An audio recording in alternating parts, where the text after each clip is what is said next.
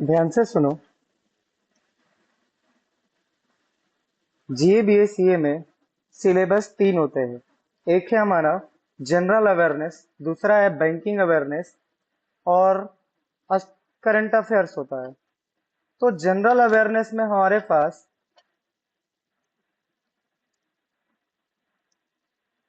3 प्रकार के current affairs. एक मिनट।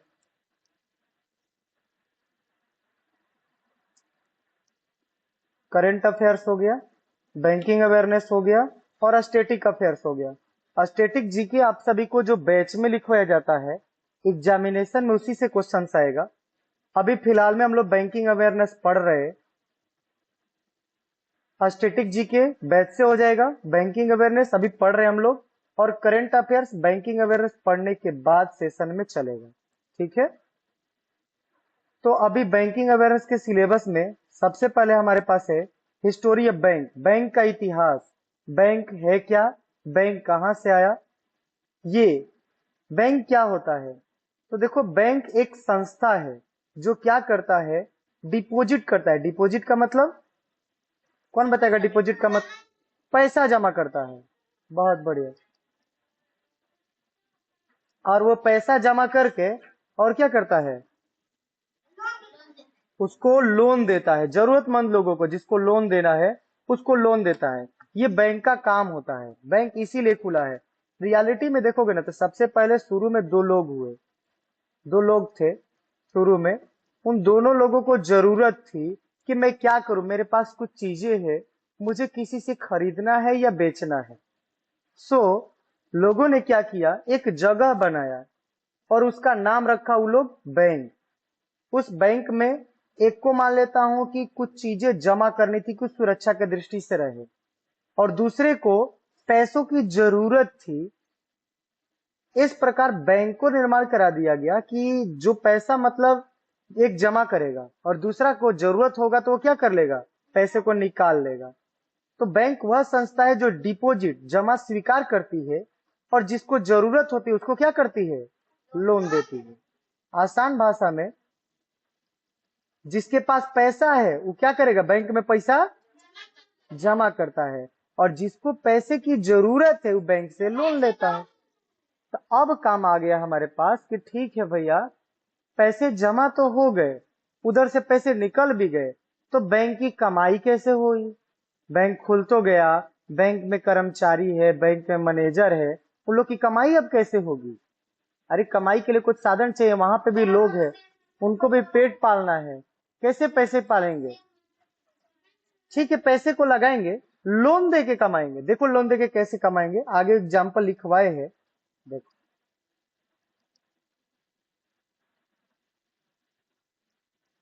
बैंक पैसा देखो कमाता कैसे है। ये ज्यादा नीचे गए।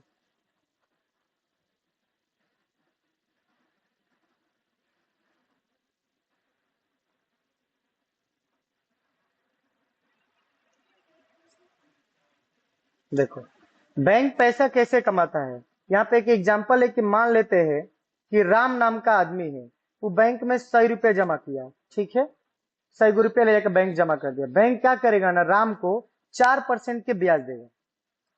ये माना गया है, जरूरी नहीं है कि हर बैंक 4% देगा। कोई बैंक 2% देता है, कोई बैंक 3% देता है, कोई बैंक तो नाम का कहता है कि मैं ब्याज दूंगा भी, ब्याज देवे का नामो न लेता है। तो मान लेते हैं कि 4% का ब्याज देगा। अब वही 100 रुपया बैंक क्या करेगा, श्याम को लोन देगा। राम 100 रुपया ले जाके बैंक में जमा किया है, उस 100 रुपया बैंक लोन देगा। श्याम को लोन की जरूरत है, लोन दे दिया, और लोन पे क्या करेगा, कहेगा कि मैं तुमसे 10% के ब्याज लूंगा। बैंक राम को कब परसेंट ब्याज दे रहा है, 4%। राम को, जो राम 100 रुपया बैंक में लेकर जमा किया, वह 100 रुपया बैंक उठाया, श्याम को लोन दे दिया। ठीक है, ये मान लेता हूं राम है, श्याम है, राम के पास पैसा है, 100 रुपया लेकर बैंक में जमा कर दिया। श्याम को पैसा की जरूरत है, बैंक गया लोन लिया। श्याम को 100 रुपया बैंक दिया, लेकिन कहा तुमसे 10% दूंगा। 10% उससे लेगा, राम को 4% देगा। 10% किसी से कमा रहा है और 4% दे रहा है, कब परसेंट का फायदा हो रहा है, 6% के। इस प्रकार बैंक की कमाई होती है।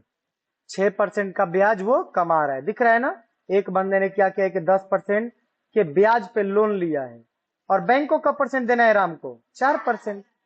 तो बीच में का 6% क्या हो गया? कमाई। अब बैंक ये तरी कमाई करता है, 6% लिया और आराम से अपन चला रहा है। इसी अंतर से बैंक की कमाई होती है। अब समझ में आ गया बैंक कैसे कमाएगा। तुम लोग भी पैसा जमा करते हो, तुम लोग का पैसा वो दूसरा आदमी का लोन देता है, तुम लोग को तानी मनी ब्याज देता है, आके उससे ज्यादा ब्याज ऐंठता है, ज्यादा ब्याज पैसा लेगा। अब बैंक की कमाई होगी, बैंक की कमाई मस्त से चलता रहेगा। यहाँ पे शॉर्टकट में लिखा है डिपॉजिट के मतलब होता है पैसा जमा कर रहे हो तो तुम्हें ब्याज कम मिलेगा, कम इंटरेस्ट देता है। और वे लोन लेने पे इंटरेस्ट क्या होता है? ज्यादा लगता है। लोन लोगे तो ब्याज ज्यादा देना पड़ेगा। तुम बैंक को पैसा दोगे तो बैंक ब्याज कम देगा, तुम बैंक से पैसा लोगे तो बैंक ब्याज ज्यादा तुमसे लेगा, क्योंकि तुम बैंक से पैसा ले रहे हो। ये बैंक का नियम है, बैंक को कमाने का साधन है। मतलब लोन और डिपॉजिट कुल मिला के किसको फायदा होता है? बैंक को। आप लोग को नाम मात्र का फायदा होता है। फायदा मतलब क्या होगा? आपका पैसा सुरक्षित रहेगा, पैसा डूबे वाला है नहीं, और इसी तरह आपको बहलाने के लिए 2-4% का ब्याज वो देता रहेगा बैंक। आगे देखते एनबीएफसी। ये एनबीएफसी क्या है? बैंक और एनबीएफसी में अंतर। पहले एनबीएफसी का full form non banking financial company, NBFC का फुल फॉर्म है। कभी कभी एक नंबर में पूछा जाता है, non banking financial company NBFC का। ये एनबीएफसी क्या करती है ना, देखो एनबीएफसी बैंक का तरह ही लोन देती है। बैंक को लोन देता है, एनबीओएफसी लोन देता है। फाइनेंस करता है। फाइनेंस का मतलब नहीं होता है कि उसके पास मान लेता हूं 10,000 की जरूरत है तो बैंक क्या करता है ना कि ठीक है आप महीने महीने ना 500-500 रुपया 2,000 रुपया ऐसे नियम बांधता है ना, 700 रुपया आप जमा करते जाइएगा, आपका लोन पूरा हो जाएगा। तो ये फाइनेंस करती है, लेकिन डिपॉजिट नहीं लेती। बैंक में हम लोग पैसा जमा कर सकते हैं, करते हैं ना, जमा करते हैं, जब मन करता है जाके निकालते हैं। लेकिन एनबीएफसी में से आप पैसे जमा करके निकाल नहीं सकते, आप पैसे नहीं जमा कर सकते, उनमें से खाली लोने लिया जाता है।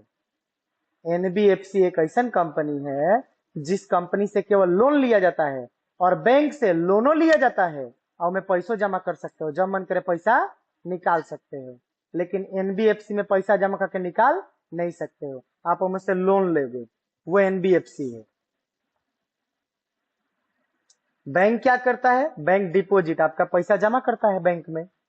लोन भी देता है बैंक, चेक भी देता है। चेक देखे हो? लोग चेक पे लिख के फाड़ के दे देते हैं।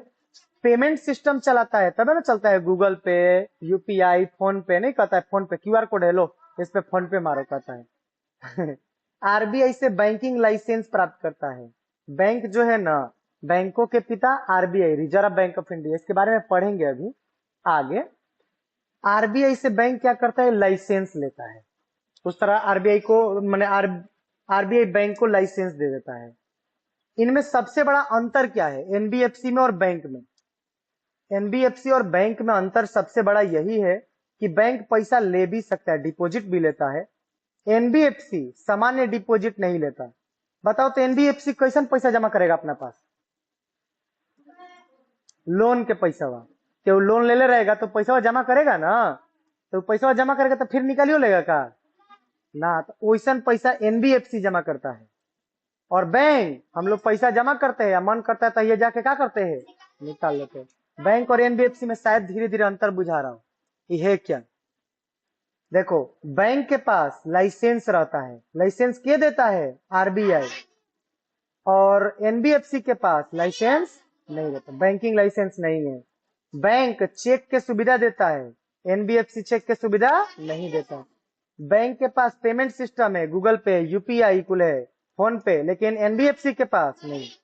लेकिन दोनों लोन देता है, बैंक को लोन देता है और एनबीएफसी लोन देता है। ऐसे तक पढ़े हैं ना हम लोग, ठीक है। तो इसके बाद की क्लास हम लोग क्या करेंगे? देखो कल हम लोग पढ़े थे ये इन दोनों में अंतर, एनबीएफसी में और बैंक में, दोनों में अंतर पढ़ लिए थे। आज की प्लानिंग है एनबीएफसी का, देखो क्या काम है। एनबीएफसी टोटल कुल मिला के क्या करता है?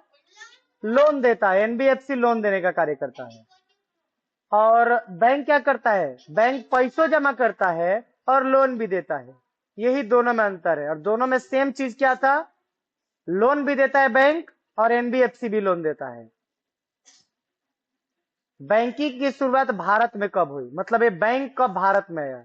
भारत में आधुनिक बैंकिंग की शुरुआत ब्रिटिश पीरियड में हुई।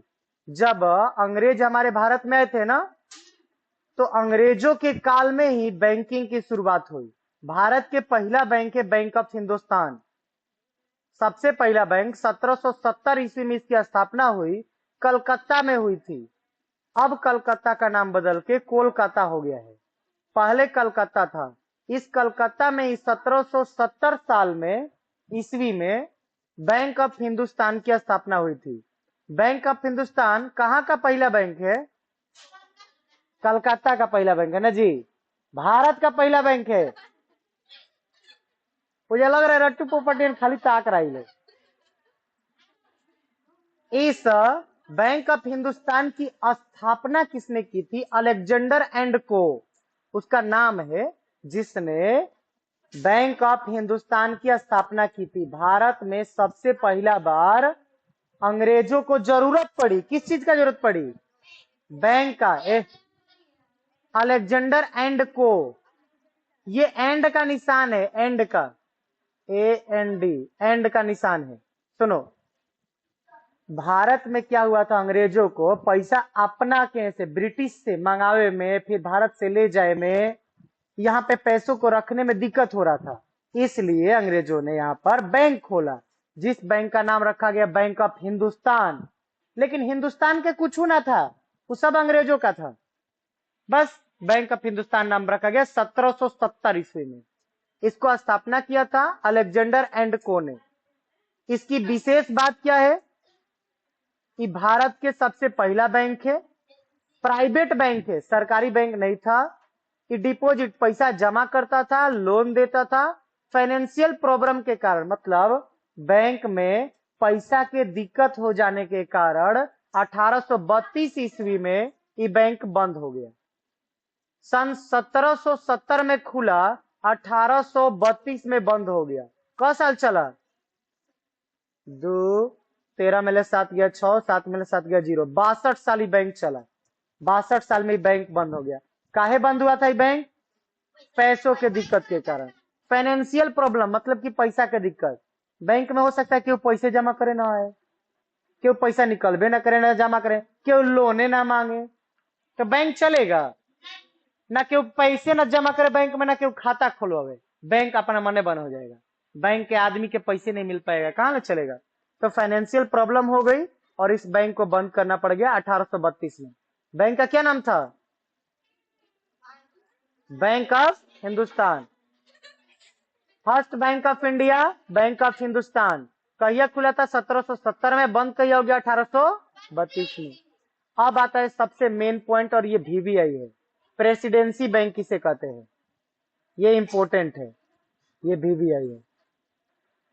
ब्रिटिश ईस्ट इंडिया कंपनी, जो अंग्रेजों की कंपनी थी, इसने भारत में व्यापार और प्रशासन चलाने के लिए 3 गो बड़का बैंक बनाया।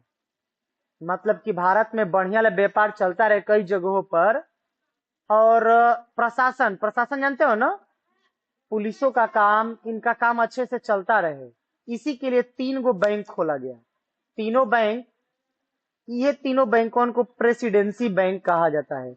प्रेसिडेंसी बैंक क्यों खोला गया था सुजीत, ताकि अंग्रेजों का शासन अच्छे से चारों तरफ चले और व्यापार अच्छे से लेन देन हो सके। इसके लिए अंग्रेजों ने, नहीं बाबू, ये आगे हम लोग पढ़ेंगे अभी कि कौन कौन से बैंक प्राइवेट है, कौन कौन सरकारी है। सबसे पहला बैंक उन्होंने खोला बैंक ऑफ कलकत्ता में, 1806 ईस्वी में खोला। इसका बाद में नाम बदल के बैंक ऑफ बंगाल कर दिया गया। कलकत्ता उस बैंक का नाम था, बाद में बैंक ऑफ बंगाल हो गया। कब, 1809 ईस्वी में। ये बैंक 1806 में खुला था, 3 साल बाद उसका नाम बदल के बैंक ऑफ बंगाल हो गया। इसके कार्य क्षेत्र को बंगाल प्रेसिडेंसी कहते हैं। 3 प्रकार के बैंक खुला था ना, तो पहला बैंक बंगाल प्रेसिडेंसी कब खुला था, 1806 में। इसका नाम बदल के बैंक ऑफ बंगाल हो गया 1809 में। न तो शुरू में इसका नाम था बैंक ऑफ कलकत्ता।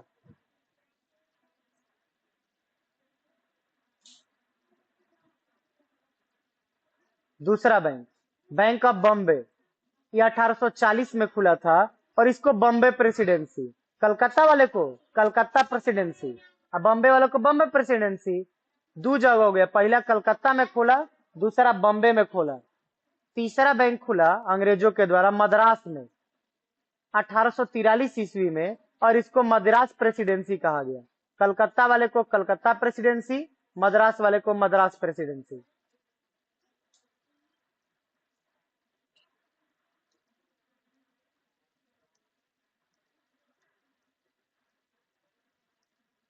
आगे बढ़ते हैं, इसको सीबीएम में याद रख सकते हो। सबसे पहले बैंक कहां खुला था? प्रेसिडेंसी बैंक, उसके बाद बॉम्बे, और उसके बाद वही है सीबीएम। पहला सी से कोलकाता, बी से बॉम्बे और एम से मद्रास। प्रेसिडेंसी बैंक के कार्य क्या क्या है? इन बैंकों के मुख्य कार्य है व्यापार को फाइनेंस देना, माने लोन वोन देते थे ये bank one. East India company का बैंकर बनना, मतलब ये अंग्रेज का बैंक था, तो अगर इसमें कोई काम करता था तो उसको बढ़िया माना जाता था। क्यों बढ़िया माना जाता था? क्योंकि वो अंग्रेजों के लिए कार्य कर रहा है। इसलिए गवर्नमेंट ट्रांजैक्शन, सरकार को भी पैसा की जरूरत पड़ती थी तो उसको भी लेन देन करवाता था बैंक वन। सबसे पहला बैंक बैंक ऑफ हिंदुस्तान था, लेकिन अंग्रेजों को पैसा की जरूरत पड़ी, इसीलिए अंग्रेजों ने और व्यापार को चलाने के लिए 3 बैंक खोला, bank of Kolkata, bank of Bombay, bank of Madras. तो गवर्नमेंट भी इनसे ट्रांजैक्शन करती थी। करेंसी जारी करना, तीनों के तीनों बैंक का पैसा भी जारी करता था, नोट छापता था। नोट छापने का अधिकार सबके पास नहीं होता है, लेकिन ये तीनों बैंक नोट छापता था। क्या ये बैंक कौन भारतीय था? भारत में खुला था। के खोला था? अंग्रेजों के द्वारा खोला गया था। इन बैंक को पहले करेंसी इश्यू करने का अधिकार था। पहले ये लोग नोट छाप सकते थे, सिक्का बना सकते थे। हर बैंक सिक्का नोट नहीं बनाता। ही मत सोचना कि Punjab national bank, Allahabad bank की कुल पैसा छापता है, कुछ ना, सब आरबीआई के पास अधिकार है। लेकिन पहले ही तीनों के पास अधिकार था। ये लोग नोट छापता था, पैसा बनाता था। लेकिन पेपर की करेंसी आई 1861 ईस्वी में। इसके बाद इनका करेंसी जारी करने का अधिकार समाप्त कर दिया गया। ये जल्दी किसी को पता नहीं चलता, याद रखना पड़ेगा। 1861 ईस्वी में इन तीनों बैंकों से अधिकार छीन लिया गया कि अब तुम लोग नोट नहीं छाप सकते हो। उतना ही दिन तक अधिकार था। इनका करेंसी जारी करने का अधिकार समाप्त कर दिया गया। अब ये केवल कमर्शियल बैंक कार्य करने लगे। कमर्शियल बैंक मतलब लोन देते थे, पैसा जमा करते थे, लोन देते थे, पैसा जमा करते थे। अब ये कुल करे लगा। अब पैसा छापने वालों के पास अधिकार बंद हो गया। एग्जाम के लिए पेपर की करेंसी वाला एक्ट आया था 1861 में। पेपर जानते हो ना, कागज के क्राइसिस, तो इसकी करेंसी बंद कर दी गई।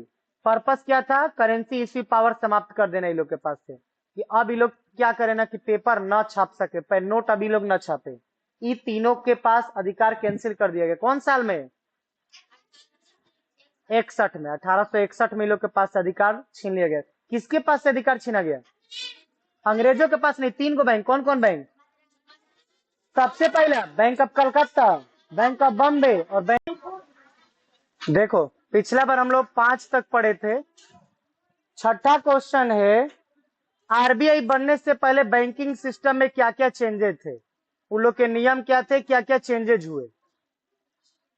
आरबीआई बनने से पहले भारत में 2 प्रकार के बैंक थे। पहला स्वदेशी बैंक और दूसरा फिरंगी बैंक। जब तक से RBI, reserve bank of India, Bharat में नहीं बना था, तब तक से हमारे देश में, भारत में 2 प्रकार के बैंक चलते थे। एक को लोग कहते थे स्वदेशी बैंक, दूसरा को फिरंगी बैंक। फिरंगी किसको कहते हैं? अंग्रेजों को। स्वदेशी बैंक अपन देश के बैंक, भारतीयों द्वारा स्थापित, ये भारत के लोग बनाए थे, जिसको स्वदेशी बैंक कहा गया। और फिरंगी बैंक किसको कहा गया? जिसमें विदेशी, जैसे ब्रिटिश सरकार, अंग्रेज, ये लोग स्थापित किए थे। तो 2 प्रकार के बैंक हो गए, एक फिरंगी और एक कौन सा? स्वदेशी बैंक। दोनों बैंक साथ साथ काम करते थे, लेकिन अंतर था, जो पहला बैंक था हमारा स्वदेशी बैंक, ये भारतीयों द्वारा स्थापित बैंक था, तो इसीलिए भारत के लिए काम करता था। इसकी स्थापना देखो स्वदेशी मूवमेंट में, मतलब अपन देश के लिए हुई थी, 1905 से 1911 में हुई थी। 1905 में शुरुआत हुआ, 1911 में बंद हो गया। इतने ही दिन चला, 6 साल तक। स्वदेशी बैंक का कार्यकाल 6 साल। इसका उद्देश्य था भारत के उद्योग की सहायता करना। भारत में अगर कोई व्यापार खोलता है, कोई भी बिजनेस करता है, तो उसकी मदद करेगा, आत्मनिर्भर भारत हो सके। इसका मतलब कौन बताएगा? आत्मनिर्भर का मतलब, स्वदेशी बैंक क्या करता था, लोगों को ना ऐसी सलाह देता था कि सब के सब अपन पैर पे खड़ा हो जाए, कोई भी ऐसा बेरोजगार ना हो, ऐसे कार्य करवाता था। ब्रिटिश संस्थाओं पर निर्भरता कम करना, ये क्या करता था कि अंग्रेजों की बातों को, उनकी गुलाम मत ज्यादा बनो, अपन पैर पे खड़ा हो। ये स्वदेशी बैंक का काम था। भारत के व्यापारियों को लोन देता था। कौन सा बैंक? स्वदेशी बैंक। स्वदेशी बैंक किसका था? इंडिया का था। ये एग्जाम का ट्रिक से अपन फिरंगी बैंक देखो, ये विदेशी बैंक था। ब्रिटिश बैंक, ब्रिटिश कहते हैं अंग्रेजों को, ब्रिटिश देश से अंग्रेजों का बैंक है। इसका उद्देश्य था, ब्रिटिश गवर्नमेंट के सहायता करती थी।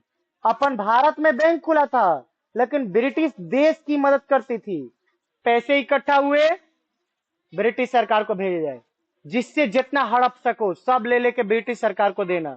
ये फिरंगी बैंक का काम था। ब्रिटिश व्यापारी कोई खाली लोन देता था, अगर कोनो विदेश से आएगा भारत में, तो उसको केवल लोन देता था, भारत के लोगों को लोन नहीं देता था।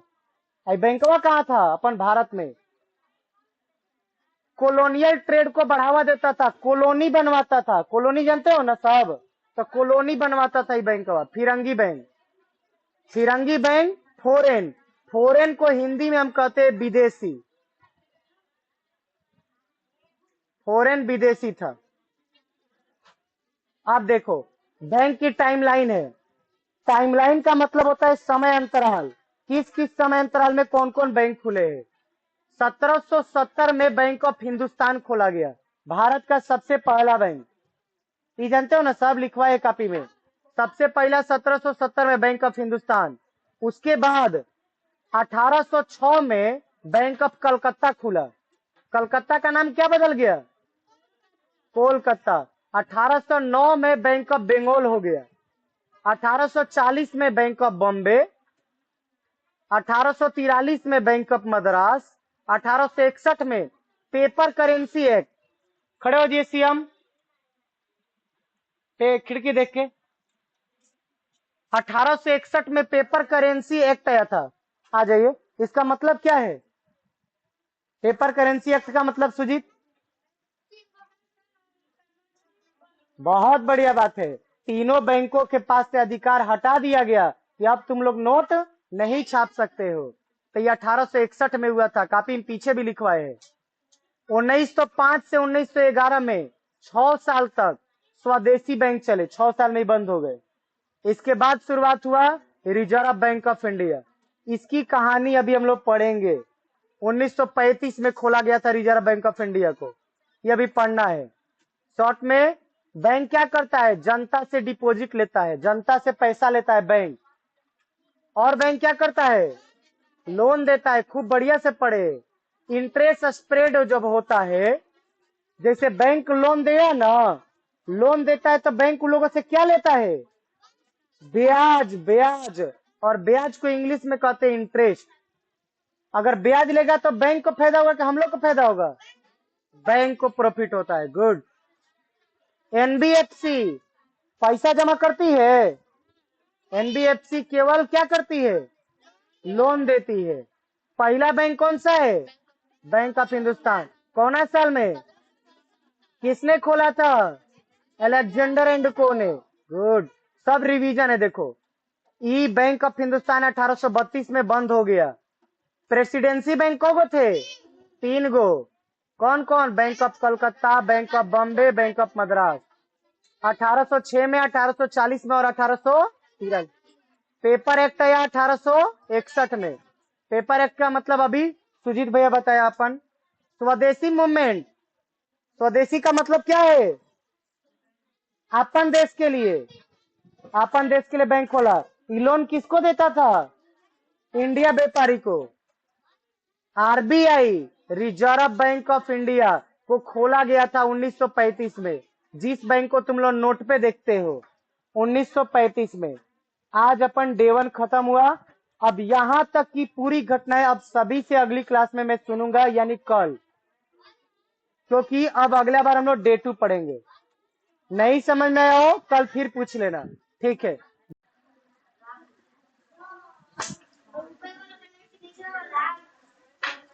नीचे वाला, नीचे वाला।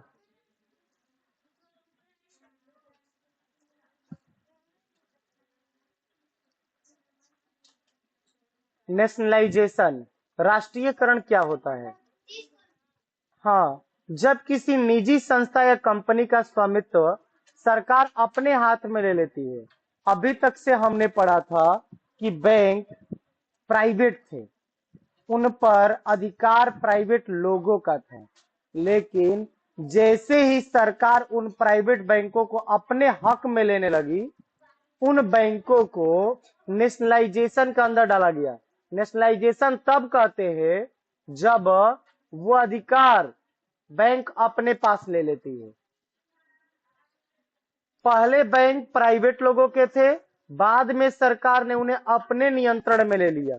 इसी बात को हम लोग नेशनलाइजेशन कहते हैं। कोई भी पूछे नेशनलाइजेशन क्या है, तो पहले बैंक प्राइवेट थे, बाद में सरकार उनको अपने बस में कर लिया, अपने कब्जे में कर लिया। इसी बात को हम लोग क्या कहते हैं? नेशनलाइजेशन। नेशनलाइजेशन हिंदी में राष्ट्रीयकरण। नेशनलाइजेशन की मैंने सरकार को बैंक अपने कब्जे में करने की जरूरत क्यों पड़ी? 1947 में भारत स्वतंत्र हो गया, देश आजाद हुआ था, सब जानते हो। उस समय लगभग सभी बड़े बड़े बैंक प्राइवेट लोगों के नियंत्रण में थे। प्राइवेट लोग मतलब प्राइवेट आपन हुकूमत चलाता था। इन प्राइवेट बैंकों का मुख्य रूप से के था एकरा में? तो जो भी अमीर लोग थे, बड़ा व्यापारी थे, उद्योगपति, बहुत बड़े बड़े व्यवसायी थे, शहरों पर रहता था। मतलब जो प्राइवेट बैंकवा था, वो प्राइवेट बैंक बड़का बड़का उद्योगपति, बड़का बड़का पैसा वाला अपने बस में रखता था, उनके अनुसार चलता था। उनको जिसको मन करता था उसको लोन देता था, जिसको ना मन करता था लोन नहीं देता था। अपनी मर्जी के मालिक चलाते थे। लेकिन समय बीतता गया। लेकिन यहाँ पे देखो क्या बात हुई। वो लोग किसानों की कोई मदद नहीं करते थे, गरीबों की कोई मदद नहीं करते थे। बैंक ग्रामीण, गांव वाले क्षेत्र में थे ही नहीं, केवल शहरों में थे बड़का बड़का बैंक। छोटे व्यापारियों को कुछ बैंक से मतलब नहीं था। छोटकन व्यापारी के बैंक कैसे? मैं बड़कन के था, उनको आसानी से लोन नहीं मिलता था। हाई लोग को आसानी से लोन नहीं मिलता था, शहरी लोगों के, बड़के बड़के आदमियों को लोन आराम से मिल जाता था। सबसे बड़ी ये समस्या थी बैंकों को नेशनलाइजेशन करने के लिए। सरकार का काम है सबको देखना, ये थोड़ा देखना कि खाली शहर पे ध्यान दिया, गांव के छोड़ दे, सबको देखना। लेकिन गांव के लोगों को दिक्कत हो रही थी पैसे रुपयों को लेकर। शहरों को बड़े बड़े बैंक सब कुछ व्यवस्थाएं दे देते थे। इन दिक्कतों को लेकर सरकार ने क्या किया? बैंकों को नेशनलाइज कर दिया। नेशनलाइज का मतलब क्या होता है सीएम? राष्ट्रीयकरण के मतलब?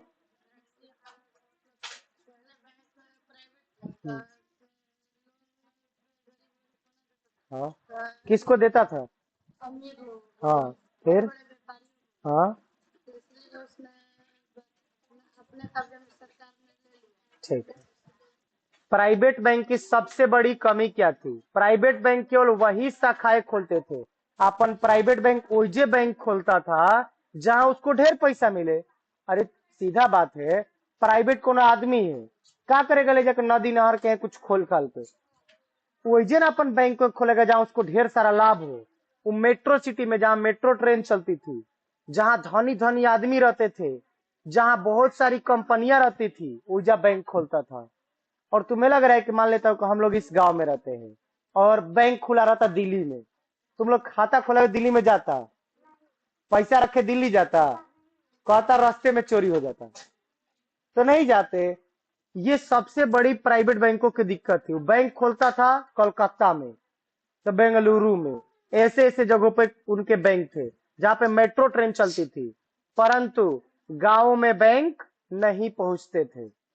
इस कारण ग्रामीण लोग साहूकार, साहूकार जानते हो ना किसको कहते हैं, जो पैसा देते हैं उधारी पे, नहीं गांव में व्यक्ति होते उधारी पैसा देते हैं, से उच्च ब्याज पर ऋण लेते थे, साहूकार से पैसा लेते थे, ढेर ढेर ब्याज चुकाते थे। क्यों? क्योंकि बैंक था ही नहीं, बैंक तो शहर में थे बड़े बड़े। अब देखो सरकार का उद्देश्य क्या था, सरकार चाहती थी कि हर गांव तक बैंक पहुंचे, गांव गांव तक बैंक पहुंचे, किसानों को सस्ता लोन मिले। साहूकारों सुना होगा क्या करता था ना, कि पैसा दे देता था और बाद में ब्याज बढ़ा बढ़ा के वसूल कर लेता था। छोटे उद्योगों को सहायता मिले, जितना छोटी छोटी दुकान वाला है उन लोग को भी लोन मिले, गरीब लोगों को बैंकिंग सुविधा मिले। बैंक जो जो सुविधा देती है, तुम आते हो यूपीआई, चेक, हर चीज की सुविधा देती है ना, पैसा रखे के सुविधा, लोन लेवे के सुविधा देती है। सरकार सोचती थी कि गरीबों लोग को इस सुविधा मिले, देश का समान आर्थिक विकास हो, मतलब चारों तरफ बढ़िया विकास, ही ना कि खाली शहर के विकास हो और गांव के विकास से ना हो। सरकार ऐसा सोचती थी। अब देखो बैंकिंग विकास आया। भारत में बैंकिंग का विकास मुख्य रूप से दो चरण में बांटा गया कि बैंक के विकास कैसे कैसे हुआ। पहला फेज 1 में प्री इंडिपेंडेंस फेज, देश आजाद होने से पहले, पहला फेज। दूसरा देश आजाद होने के बाद। पहला फेज 1786 से 1947 तक चला, 1786 से 1947। और दूसरा फेज पोस्ट इंडिपेंडेंस फेज है, देश आजाद होने के बाद 1947 से 1991 तक। आगे भी इसके बारे में हम लोग पढ़ेंगे। अभी देखो फेज 1 में 1786 से 1947 तक, इसे स्वतंत्रता पूर्व चरण कहा जाता है। मतलब हमारा देश उस समय आजाद नहीं था, उस समय बैंक खुला था कौन सा, ये भारत के पहला बैंक है, कौन साल में, कहा था, और ये 1832 में बंद हो गया। हमारा देश कब आजाद हुआ, 1947। देश आजाद होने से पहले के हयो बैंक वन है, presidency bank one, bank of Bengal, bank of Bombay, bank of Madras. और क्या हुआ, 1921 में इंपीरियल बैंक ऑफ इंडिया बना है। जो तीनों बैंक देख रहे हो ना, इन तीनों को मिलाया गया, कहा गया कि बहुत सारे बैंक है, तीनों के एक में मर्ज कर दिया गया और मर्ज करके एगो बैंक बनाया गया, और उस बैंक का नाम रखा गया इंपीरियल बैंक ऑफ इंडिया। 1921 में प्रेसिडेंसी बैंक को मिला के बनाया गया। इसका नाम रखा गया इंपीरियल बैंक ऑफ इंडिया। कौन कौन बैंक को मिला के बनाया गया, ठीक है, देखो बंगाल, बॉम्बे, मद्रास, ये तीनों को मिला के कौन बैंक बन गया, इंपीरियल बैंक ऑफ इंडिया। कौन साल में, 1921 में। गुड। अब इंपीरियल बैंक से ट्रांसफर हुआ वो बैंक, और उसका बाद में नाम चल के क्या रख दिया गया है, एसबीआई। इंपीरियल बैंक के राष्ट्रीयकरण हुआ। राष्ट्रीयकरण के मतलब सरकारी हो गया, सरकार पैसा देके उस बैंक को अपना कब्जा में कर ली, और उसका नाम बदल के सरकार का रख दी, एसबीआई। तो एक बात बताओ, इंपीरियल बैंक सरकारी था कि प्राइवेट, प्राइवेट था, और इंपीरियल बैंक को सरकार क्या करी, अपना कब्जा में कर ली, और क्या नाम बदल के रख दी, एसबीआई। आज एसबीआई भारत का सबसे बड़ा बैंक है, पब्लिक सेक्टर बैंक। एसबीआई के full form state bank of India, state bank of India. ये सोच लेना, पूरा जितना बैंक देख रहे हो तुम लोग, पंजाब नेशनल बैंक हो, ग्रामीण बैंक हो, इलाहाबाद हो, मैं से ज्यादा पैसा ये एगो बैंक देता है एसबीआई। परीक्षा भी लेता है तो ये अपन अलगा लेता है। मैं बैंक के एगो परीक्षा होता है, एसबीआई के अकेला परीक्षा होता है। सब बैंकों से खास बैंक है। क्यों? अंग्रेजों के जमाने से चलता आ रहा है। 3 गो बैंक थे, तीनों बैंक से मर्ज हुआ इंपीरियल बैंक में, और इंपीरियल बैंक से कौन बैंक बन गया? एसबीआई। अब आगे आया ओद कमर्शियल बैंक। ये भारत के पहला कमर्शियल बैंक माना जाता है इसको। कमर्शियल के मतलब क्या होता है? कमर्शियल माने व्यापार रिलेटेड, व्यापार रिलेटेड, ठीक है, कुछ व्यापार हो, उस व्यापार रिलेटेड पहला कमर्शियल बैंक ओद कमर्शियल बैंक है। तो मस्त से लिखा गया, परीक्षा में पूछा जाता है, याद रखने है। ओद कमर्शियल बैंक है, ये पहला भारत के कमर्शियल बैंक है। आरबीआई की स्थापना से पहले, ये हम लोग अभी बाद में पढ़ेंगे क्योंकि यहाँ पे तुम लोग पॉइंट ज्यादा हो जाएंगे, पहले यहाँ तक लिख लो।